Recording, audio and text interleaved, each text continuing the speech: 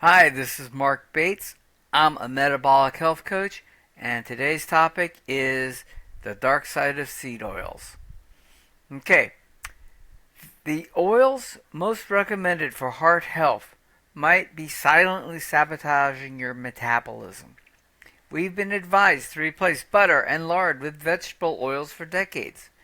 This dietary shift was based on a simple premise: seed oils lower LDL cholesterol, and lower cholesterol means better heart health. But what happens when cholesterol goes down while death rates go up? Huh? Okay, the historical shift to seed oils.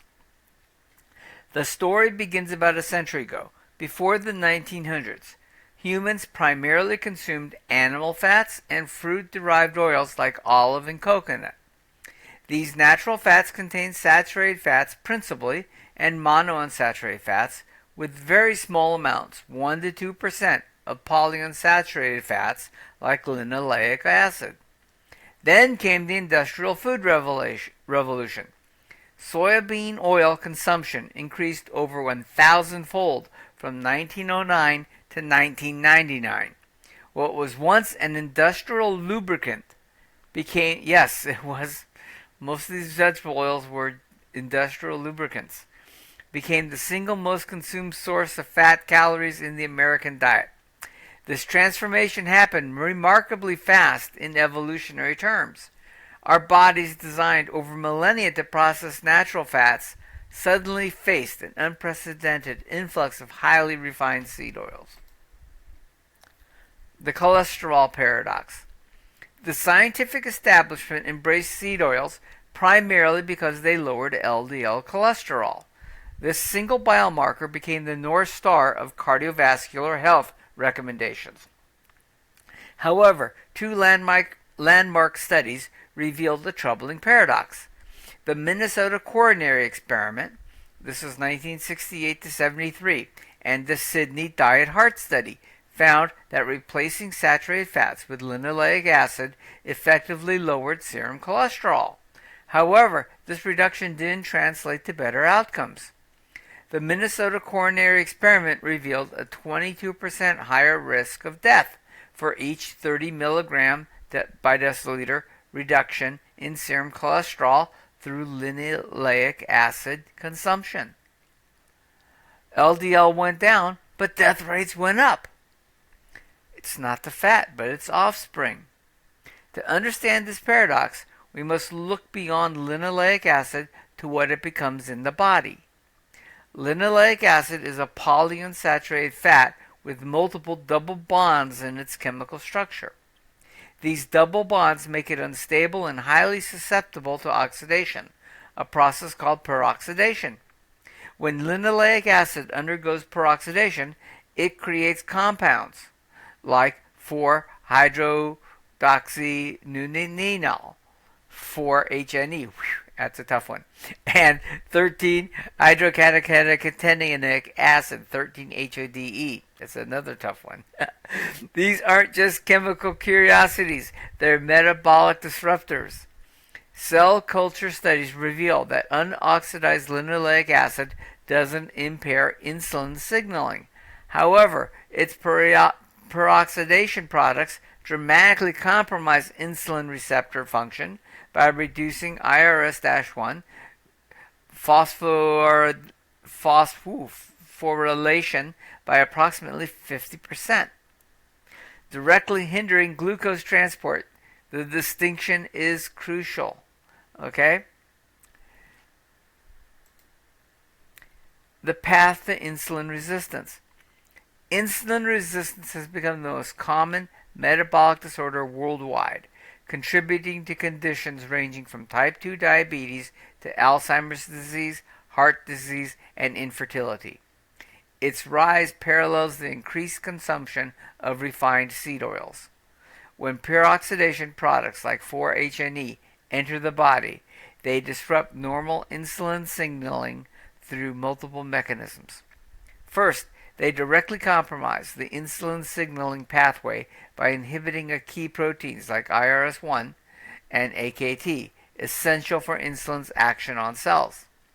Second, They trigger inflammation by activating NF-kappa B, a master regulator of inflammatory responses.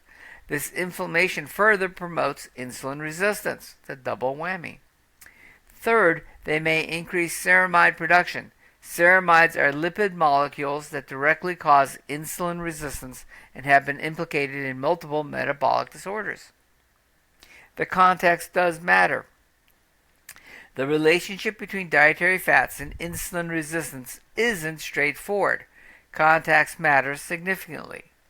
When saturated fats are consumed alongside high carbohydrate intake, insulin elevation can direct these fats towards ceramide production, potentially worsening insulin resistance.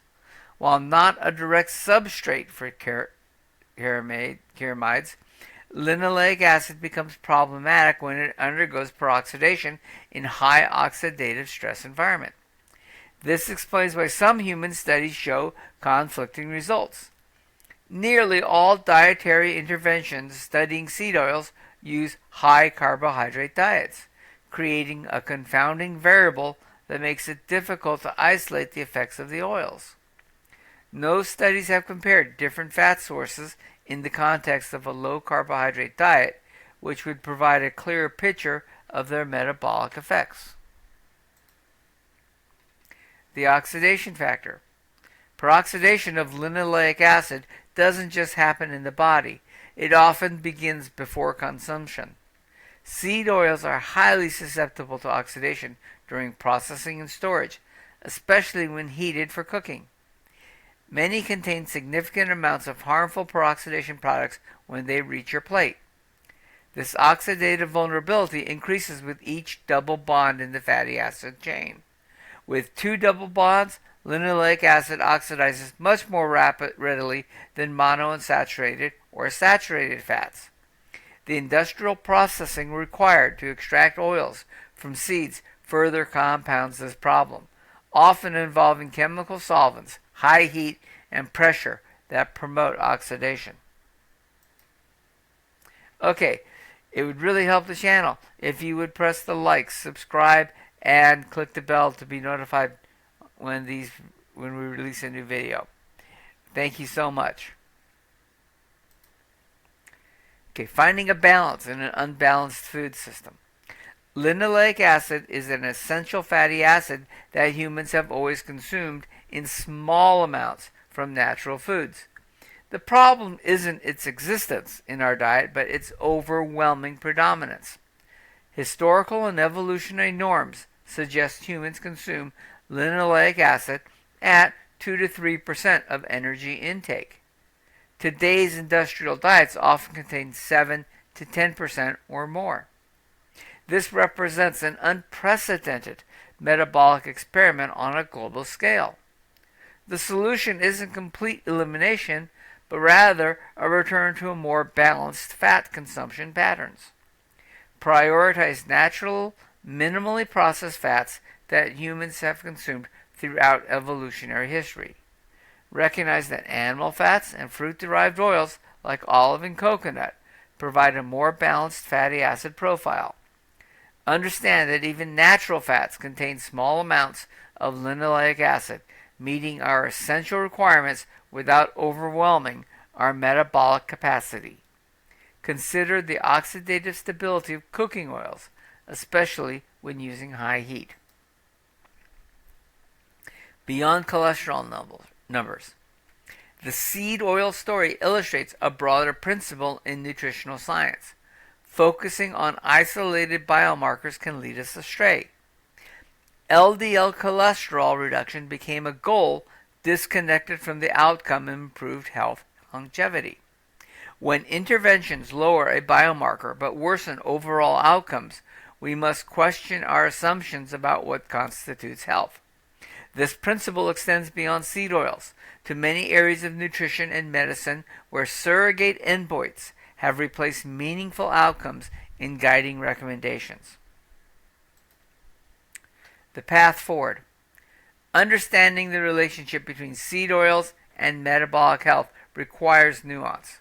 Linoleic acid itself may not be directly harmful, but its peroxidation products appear to be metabolic disruptors.